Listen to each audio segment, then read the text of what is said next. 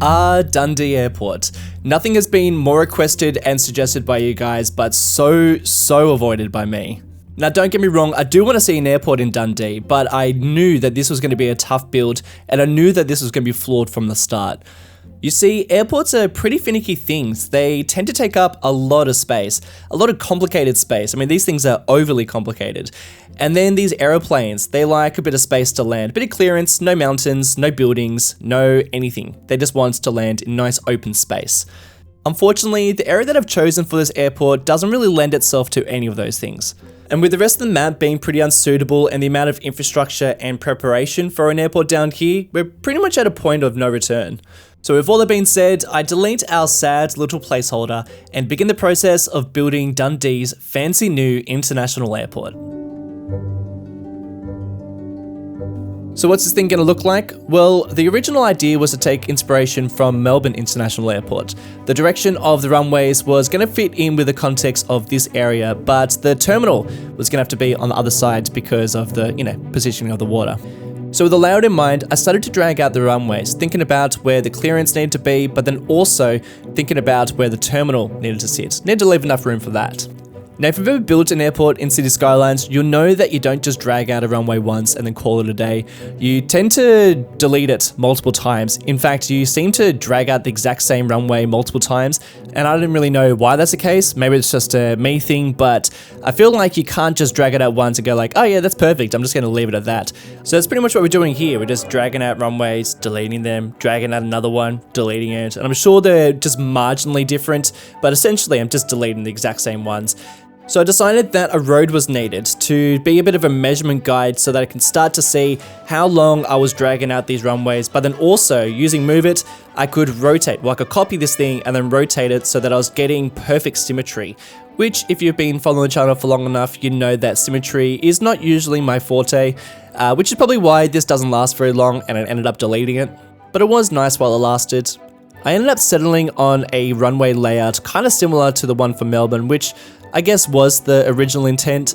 I then started to play with some of the taxiways, thinking about where they're going to go and just getting an idea of how big this airport is going to get. And then it probably wasn't until I placed down the terminal that I realized that, well, this airport, it was definitely not the right size. So you guessed it, back to dragging out runways, but this time I had a much better idea of the scale of this thing. I had to go a lot larger to make this thing work, because in order to make this thing look right, you got to make sure that the taxiways, the runways, the terminal, all the different components of the airport have to be in scale to each other and the rest of the city. And I guess the overarching problem is that if this was going to be totally accurate, if this airport was going to be in scale to one another, in a more accurate sense, then I would probably have to go almost double the size.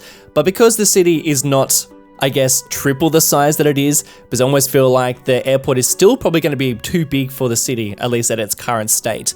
Well, you got to try and find this happy middle ground, and that is just so hard to find when you don't really have anything else to go by. Plus, I was already starting to feel the side effects of airport tunnel vision, which is a condition I've only just made up. But basically it's when you're spending so long in an airport that you start to lose track of what you're doing. So you'll start terraforming the landscape around it rather than trying to fit your airport to the landscape. When you realize your airport is not to scale, start taking some extra little bits of chunks of the rest of the place around it just to make it fit. Particularly when you start getting excited about different components of the airport, like adding in a third unnecessary runway, or even just getting excited about those extra bits of detail that you notice from an airport and think, hey, wouldn't it be cool if I had that? I'll just take a little bit of extra land, or I'll just extend the airport just a little bit more, and then it starts getting a little bit out of control. But regardless, I was starting to find my groove, and the airport was taking a shape that I was really liking, despite it becoming kind of a little bit larger than I had ever anticipated. The airport was now hosting 3 runways. I was taking more inspiration from San Francisco International Airport than anything in Australia, at least at this point, and I managed to find a pretty safe clearance for my planes to land, despite the amount of mountains I have around the city. Don't worry, I was just joking with this one. The airport was coming together so nicely. I was dragging out roads, making beautiful 90-degree angles on these runways. Both large ones were exactly the same size, and then the smaller one, our regional runway, was in the middle between the two. I started to re-drag out some of these taxiways, enjoying some of these diagonal roads and thinking about the rest of the layout of the airport and where certain aspects were going to sit. Hangars, fueling stations, cargo terminal, where's all that gonna go? Starting to get really excited about the idea of this airport and the way that it's gonna start to pan out over the next couple of hours. Feeling great, I wanted to see how this airport ran, so I decided to connect it all up, connected with power, connected with water, and hit the play button to watch our airport spring to life. Planes landing, tourists coming, traffic, movement, bustling, can't wait. It sat completely motionless. I cycled through so many months, replaced pretty much every different component of the airport, and painted out a completely new district. It seems as though tourists were literally choosing any other way of leaving the city. Now, any other person would get frustrated at this situation, but I like to look on the bright side and saw this as a great opportunity to practice some problem-solving skills. So using this time productively and not relying on Google to figure out what the problem was, I managed to get people finally using the airport. With planes now landing and the airport fully functional, I wanted to start dragging out some of these taxiways for real, thinking about where they're going to go, thinking about how they're going to look. In Cities Skylines, you have to connect the taxiway to at least 2 points of the runway, one at the very bottom and one at the very top, and this is for the takeoff and the landing. Unfortunately, there's not a lot of wriggle room when it comes to connecting up using these taxiways, and I was finding it really difficult because I really wanted to connect up at least 2 points on either end of the runway. In real life, this is what it generally looks like, and you can have multiple points of entry on either end of the runway, and they are also multi-directional. But of course, City Skylines, all these things are only one directional, which of course does make sense because otherwise we would be, well, I mean, you can imagine what would happen otherwise. So I guess it is probably pretty good that they are only one directional, but it is a little bit tricky when you are trying to figure out which way they're going to be going, trying to make sure that they are intersecting the runways at certain areas, and then also trying to leave enough clearance between the runway and the taxiways too. I was also trying to get like a nice even amount of space, so using just this concrete brush just to get a bit of a sense of how much space to leave was working pretty well. But I mean, you do just have to remember that, you know, as much as I'm trying to be realistic in some parts, other aspects, absolutely not. So for instance, I'm using a bit of measurement here to try and keep a bit of distance between a taxiway and runway, but in real life, it would be so much further. And there's going to be a billion other examples of things that I'm doing that are just absolutely not how airports operate. But I'm trying to go for like a bit of a happy medium, somewhere between realistic and somewhere between trying to keep with scale, and then somewhere I'm just sort of fluffing my way through this. And in terms of how much detail I'm going to put into this airport, at this stage, I don't think that much. I think I'm going to go probably pretty limited. I'm more interested in its functionality, in its infrastructure, and just its general look. Less so how much detail is down very close by. Some areas, of course, I'm going to put in a bit more detail, I reckon, around the terminals, absolutely. But in areas like this, probably not so much. We got to a stage with these taxiways that I realized that I had dragged out a lot of taxiways. And I realized that I needed to really just cut back on the amount of taxiways that I was creating. So with the unnecessary ones cut back, I was really liking the way that this was starting to take shape. I particularly like the diagonal ones, and the ones that connect up to the either end of the runway was definitely starting to look quite nice. It was then about time to start working on the terminal, which I did have a little bit of an idea of what I wanted to do, but I was just waiting to see what kind of shapes I could make using the airport's DLC. And ultimately, that's what kind of influenced the way that this turned out. But the general idea, what I wanted to build was I did want a fairly big terminal. I wanted to start with the international side, being the largest section of the airport, not the ultra bougie terminal, not the classic, but the middle ground. This is the part of the airport that has seen a little bit of renovation in its time. It's looking pretty nice, it's looking pretty stylish. But of course, we've got the other side of the airport, letting the team down, the classic part of the airport. This would be for those budget airlines. You'd probably book them online and then realize, not the classic side of the airport. This would definitely be one of those catch the bus to your plane or walking across the tarmac. Yeah, probably a domestic. I reckon this is probably going all the way out to some of those towns that are somewhere situated on the other side of the map. Man, I tell you what, I would so love to see a plane take off from Dundee International Airport and land somewhere out on the other side of the map. If only. For now, we're just gonna have to use our imagination. That is our domestic side of the airport, and then our shiny other side, our international side. I started to extend out the airport, creating some space for our stands, creating some space for larger planes, smaller ones, and then the medium size. And also thinking about where some of the other terminals are going to sit. You know, private planes, helicopters, hangars. Every time I added something new, I realized that I had to extend out the airport even further, just in terms of scale and trying to make everything look right compared to one another. And then I'd realize, if I'm building an airport, got to include this. If I'm doing, planes that are this size, then I've got to add an extra part. So there was a vicious cycle where I just continually added more and more and more. And there's really no way around it. I mean, by the time you start building these things and realize that you're going to need to add some extra bits and pieces to your airport to make it all look right to one another, then yeah, man, it gets pretty big very quickly. I wanted to pay a little bit of homage to the FPS series from a little while back, and we've placed down that control tower from Besquicklehausen.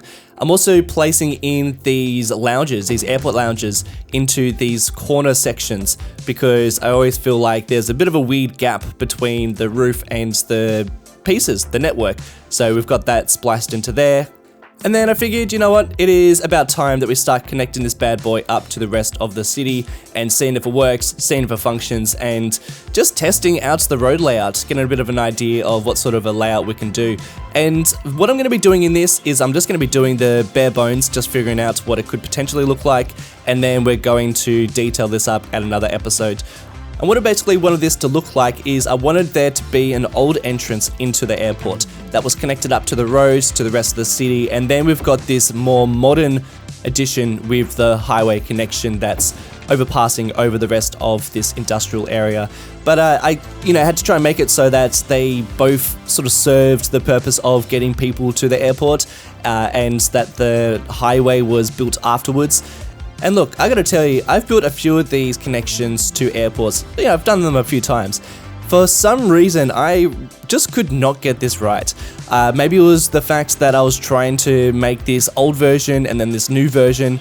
Maybe I didn't really have enough space. Maybe it just wasn't in the right mind frame. But everything I placed down just didn't feel right. So we're just placing down essentially just an idea of what it could potentially be. And then it's absolutely something that's going to get upgraded as we get back to this area. And I think what the problem was, I was thinking of these as two separate entrances, whereas they essentially need to be the same. You know, they need to get people to both levels of the airport. This version that I was doing, basically the overpass only gets you to the top part, and then the road access only gets you to the bottom, which doesn't make any sense. We've also got a couple of transportation options that we really need to consider when we start building this thing for real. We've got a light rail network that stretches on the main road down below. And then in the middle of the overpass, we've got a metro line.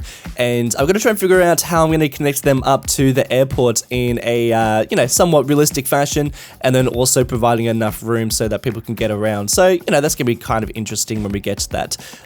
After a little bit of playing around with the connection to the city and thinking about what the grid's going to look like down here and the general layout of things, I was just trying to imagine where hotels and parking and car rental and whatever else I need to add in this area. And then industry, and then I'm sure there's going to be a couple of houses that sit on the fringe. So, there's going to be a few things that we're going to really need to consider when we build this thing and detail up this interchange, which I'm pretty excited to do. But for now, I just figured this will do, and I decided to press play and see how this thing functioned, see how it worked, and it really didn't work. Well, I mean, it did work, but definitely not the way that it should. We had a whole bunch of planes landing, a bunch of fantastic Oceania, custom Oceania planes landing. Also grabbed a few that are from other YouTube series that you can probably see flying around. But planes don't equal a well-functioning airport, and I realized that there was still a lot of things happening down in the terminals that I didn't like. For instance, we weren't seeing very many vehicles driving around, which was a problem we were having a couple of episodes ago with our temporary airport. And a lot of people were suggesting that, well, it's probably something to do with my traffic president mod settings, and I had a little look, and yeah, realistic parking is turned on, which means that, well, it pretty much disables the feature that citizens have where they just turn up somewhere and bam, out comes a car out of their pocket. And, for, at least for now, before we have any sort of parking options, we need to turn that function on. And while I was waiting for that feature to kick in, I decided to add in some extra service roads around our runways and taxiways, which is something that is it's one of those easy things to add, and then it just changes so much of how everything looks in this area. I also deleted a couple more taxiways because we still had way too many taxiways. And then with the service roads down, I decided to terraform all the way up to those service roads. And man, this just like totally transformed the airport. I love how this looks with the water just coming right up to the edge of the service roads. And after a little bit of admiring, decided to check in with our traffic situation. And well, people were spawning those pocket cars. We had so many cars just being spawned, and everyone was deciding to drive from our airport, which, it's something that I encouraged, but now looking at it far out, we got quite a lot of people down here. But then this was also probably about the time that I realized that because this classic terminal is so close to the city, at least compared to the international terminal, and because it has a far better connection than, our exclusive highway connection to our international side, I decided that I preferred the way it looked than the way that it functioned, and I would prefer to see vehicles spawning more around this main hub of the terminals rather than out towards this side. So I decided to delete it. Well, not delete it, but turn it into a procedural object, which means that it still has its looks, but not its functionality. And it also means that I can customize the building a bit more. I can splice in an extra building and add in this whole corner section where this main road's going to sit. And I can remove a bit of the buildings that I don't really like about it. Well, parts that I don't really like about it. And man, this looks so much better. And I plan to splice in a couple of, more office buildings into this area and some commercial buildings too, so people will visit it. But it does mean that now people are going to use the main terminal a lot more. I decided to place in an extra terminal over this side because it just had this big gap. I didn't really know what to do with it. And with this extra upper section and this extra terminal, I decided that it was about time to just revisit this whole overpass situation and see what we can change and just make it a little bit better. And I decided that the overpass probably needed to go to ground level, and then that way it can connect up to the ground level road and all this other extra roads, and we can figure out how that's going to look a little later. Maybe there's going to be a roundabout or an intersection or maybe some sort of interchange. That's something that we'll just decide a little later. And with a general idea of where the roads are going to go for our terminal and the main layout of the airport pretty much done and dusted, decided to have a little look and see how things are looking compared to the rest of Dundee. And as much as I love the 3 runways and love the size of the airport, it was just too big. If I was ever going to fit in some sort of cargo terminal, if there was going to be other components, hangars, private jets, fueling stations, I just feel like having a 3rd runway doesn't really make sense in this context. We can still have an international large airport with just the 2 runways facing towards the city. So I decided reluctantly to demolish the 3rd runway and instead go back and fix up our mountain that we had flattened quite a bit. It was never going to be as large as it was. I'd never planned to have a big mountain over here. I'd always imagined that we're going to do quite a bit of terraforming when we built some of the industry and a bit of the airport, a lot of the airport. But as much as I did, I never really anticipated having a 3rd runway head in this direction. Airport tunnel vision was absolutely working its magic on me, and as much as I loved it, I felt like it didn't really work with the rest of the city.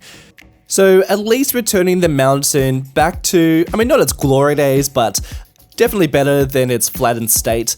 We now have more space for cargo terminals and hangars and fueling stations and all those things that I do want to include, but didn't really have the space with that 3rd runway.